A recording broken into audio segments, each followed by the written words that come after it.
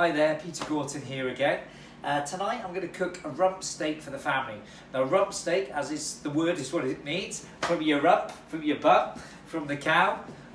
Rump steak I really like because it's got a lot of flavour. It's a little bit tougher than sirloin steak, but it's absolutely delicious, and if cooked correctly, you can't go wrong. Let me show you how to cook it. Right, these are 4 lovely rump steaks there, look. The first things I like to do is I take them out of the fridge for a good 15 minutes beforehand, just to get them to room temperature before I cook them. Pan on. It's best to use, if you can, a non-stick pan for obvious reasons. I'm now going to put some salt and pepper on these. I'm using mixed peppercorns, but obviously it's up to you, what you like. A bit of sea salt, only because I like sea salt. And I think sea salt gives a lovely flavour. Turn them over, I'm seasoning on both sides. While the pan is getting hot, we're going to put in a little bit of oil, not too much.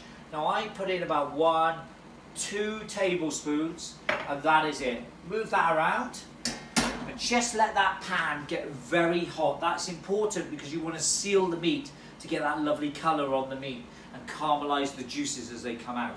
Right, okay. Finish seasoning up my steak. Now, as I said earlier, rump steak is a nice steak because it's got a lot of flavour. Right. Wait for your pan. Don't be tempted to just put it in straight away. Wait for that pan to get hot. Obviously, remember to put your extraction on, which is very important. Turn it up so it gets rid of the fumes. Right.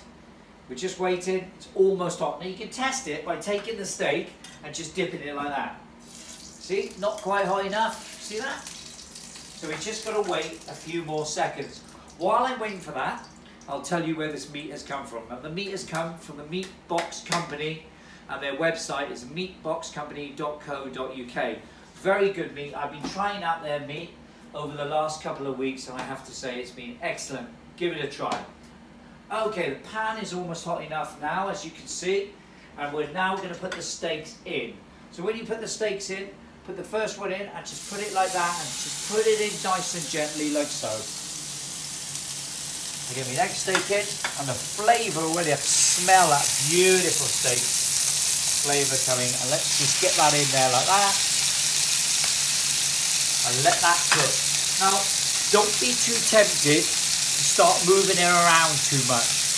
It should take, for a medium rare steak, depending on the thickness of the steak, between 2 and 3 minutes. If you want it cooked more, then you would cook it for about another 1 or 2 minutes for well done.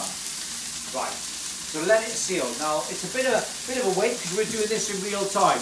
I tend to time it. So I'm going to put my timer on for 2 minutes, off it goes, and I'll wait for that to beep for me. So as you can see, I'm talking to you. I've been quite chilled and relaxed about it all, really. And you can see these juices. You can just see the juices coming out. You can see that. If I just show you the steak very, very quickly here, come down here and have a little look. You can see how that is. Look at that colour. Now that is starting to caramelise beautiful. Now that has been about a minute. Now we're doing this in real time.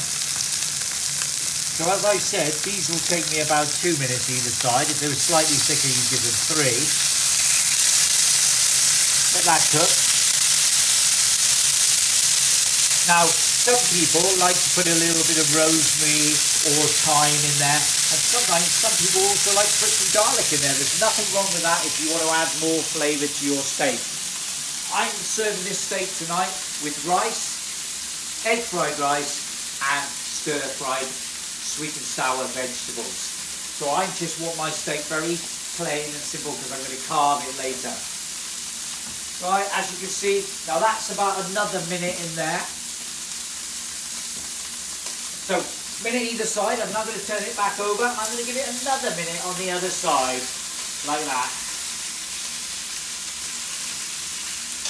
So, just to recap, sealed it in a pan.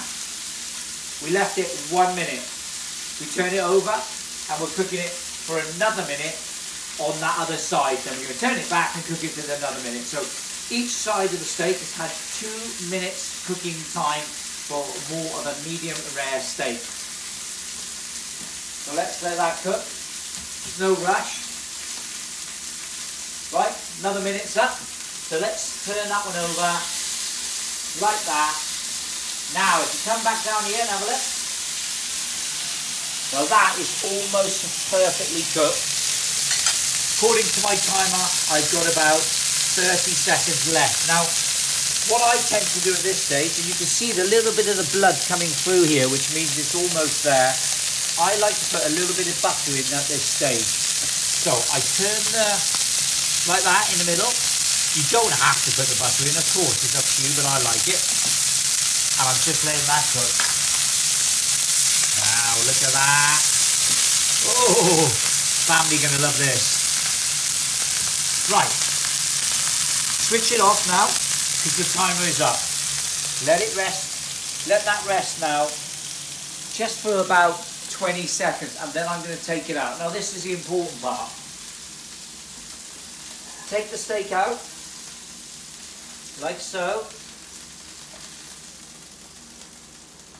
Push that to the side. Now those steaks, switching my timer off, those steaks are perfectly cooked.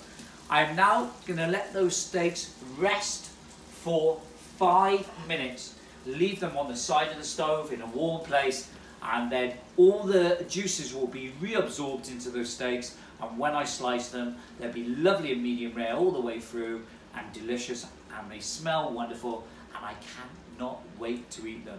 So, happy cooking, stay safe.